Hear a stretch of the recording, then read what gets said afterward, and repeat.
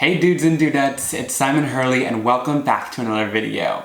Today I'm sharing even more card making life hacks. These videos have been so much fun for me to film and I'm so glad you guys still enjoy them even over the years. They kind of stem from me coming up with different techniques and things and finding different products that can really save time and save money while you're crafting. So I hope you guys will enjoy today's tips that I share, and without further ado, let's get into it.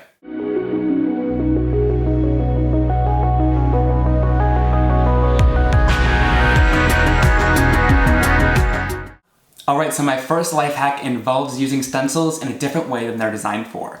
Stencils have been so versatile and a great part of the Simon Hurley Create line because they're a great price point, but you can do so much stuff with them. So today I'm showing how to emboss with your stencils. So I've taken out my platinum machine and I'm going to go in with one of my stencils. This one is POW, it's from one of my superhero releases. And I'm just going to grab my stencil. Now I have a rubbery mat here and you can buy this from Spellbinders. It comes with their machines usually, and this is for embossing. You can emboss with dies as well, and I'll link up to a video here where I shared that. You want to place the mat down first, then place down your piece of stark white cardstock, and then your stencil on top. You want the stencil to be on top instead of on the bottom because this is going to allow a little bit of squish in here, and that's what's going to press it upwards. So place your stencil on top. Then you're going to want to go in with your embossing plate if you're using your Spellbinders machine. If you're using other machines, there's different sandwiches you can do. And then I usually place in a piece of cardstock as well, and that's going to help add a little bit of pressure. And then we will run it through our machine. And once I pull this out, you can see that really awesome texture that you get once you're done, and it did nothing to my stencil. You want to be careful not to apply too much pressure because this is plastic and it can get warped.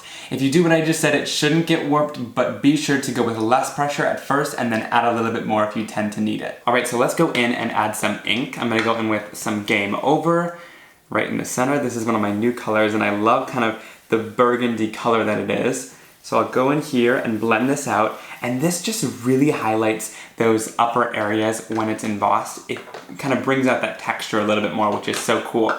So then I'll go in with a little bit of Prom Queen, and the reason why I love doing this is because I love the look of embossing folders, but I don't have a ton of embossing folders anymore, so this can be such an amazing way to get that kind of embossed look out of any stencil design that you have. So I just finished it off with a little bit of ink blending to highlight that embossing, but in real life this is so stunning and I love the texture of it that you get. So this is a whole new way to use your stencils.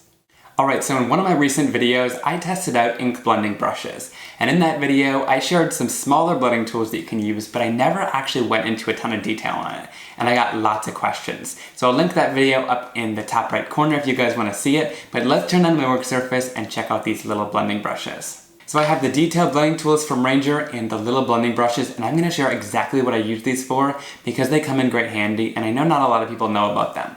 So I'm going to go in with one of my stencils. This one is one of my first stencils called the Flower Maker stencil. And let's start off with this kind of center floral here. So I'm going to go in with a little bit of Guppy, go in and do some blending, and this is just my regular blending tool. And I can go in here and blend around that flower to get a little bit of shading. But then the cool part about having a little blending tool is going in and adding extra shading with different colors. So I'm going in with one of the Ranger blending tools first to test this out, and I'm just going to go in and add a little bit of shading with this, and you can see this goes in and covers a lot less surface area than that mini blending tool does. So this can just go in and add a little bit of shading on top, and it doesn't leave any harsh marks. I find if you're careful enough with some of these foam blending tools, you don't get any harsh marks, and they create such an awesome blend and some really great shading that you usually can't get with just stamping. And when it comes to little tiny areas like this, there is no way that this mini blending tool is going to get in there. So that's why I love either these mini sponges, or let's try out that blending brush. And I'm going to go in with a little bit of Guppy here and go in and try to get some of that detail. So this is one of the little blending brushes from the Life Changing blending brush set. And I'm just going to go in here, add a little bit of color in there. And there you go. So you get lots of little details in there that you usually wouldn't be able to get with the larger blending tools, and it's totally up to you. I actually like both of these. Again, I find that this lays color down a little bit more easy, but if you tend to have trouble with blending and you want lighter colors, go with the blending brushes. But either one of these is a go-to for me, and you can get these in a pack of 5 for super cheap, which I find to be really helpful. Alright guys, the next life hack has to do with cover plate dies. I know that cover plate dies can be a little bit expensive, and I might do a full video on them, but today I wanted to share a couple of life hacks using the cover plate dies to get a little bit of extra use out of them. So I've got some from British Monroe that I cut out here, and I'll go through the little stack as we do it. This one happens to be a Monarch butterfly cover plate, which is so much fun, and of course you could glue this down onto the card and get a really cool project. But one thing I love about these is going in and cutting them out to get little images, and this one is perfect for that. So these little butterflies were just calling my name to cut them out. So I blended this one out, and all you have to do is go in with your little scissors. I love these little Fiskars Spring Assist scissors, as I can get into really small little areas with them. But all I'm gonna do is go in and cut them out, and you wanna follow kind of the design of your die. So if it has rounded edges, just be sure to round off their little wings as you're cutting them out. Alright, so once I've cut that out, you have this little butterfly that you can use on your card then. And of course I can go in and cut a couple out and maybe make them cascading on my card or anything like that. Alright, same thing with this conversation cover plate die. It was a bunch of speech bubbles, and I just cut around the edge and cut out one of the speech bubbles. And so basically now I can put a sentiment inside of this and make one of my little Simon Hurley create critters talking. So of course, again, use the whole background if you want, but I think cutting them out and getting little separate images out of them like these are so much fun. And I wanted to point out too, with this one is the hearts cover plate. Of course, you already get all of these little hearts in here.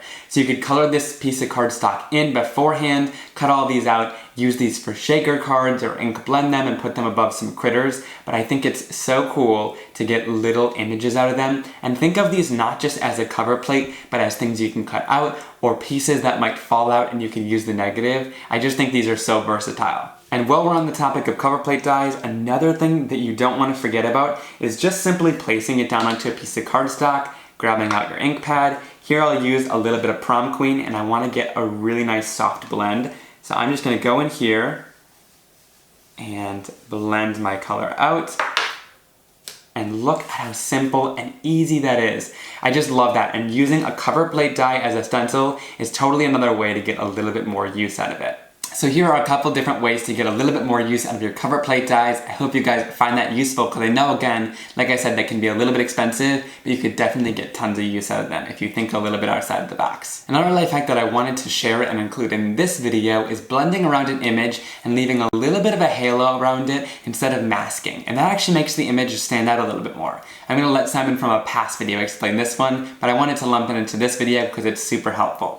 Now, if you're familiar with my YouTube channel before, I do this quite a bit. When I want to create a background and I don't want to do any masking, I just go kind of close to the image, leaving a little bit of space there and kind of blending it out into that white. And less is more when you're going around the image and kind of helping tilt your blending tool get into some of those detailed areas. But it leaves a nice white halo around the image, which actually looks great once it's finished. Now, the cool part about this sweater weather stencil is you can actually shift it a little bit to get this kind of cool kaleidoscope design once it's all finished, and it looks really cool like snowflakes. So I shifted that stencil upward a little bit to finish off the design, and I absolutely love how this turned out.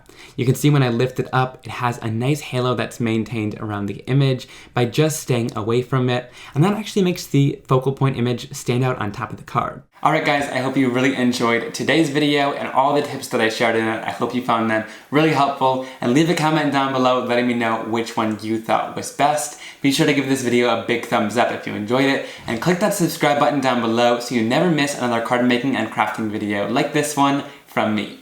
Alright guys, I'll see you very, very soon for another card making video. Have a great day. Bye!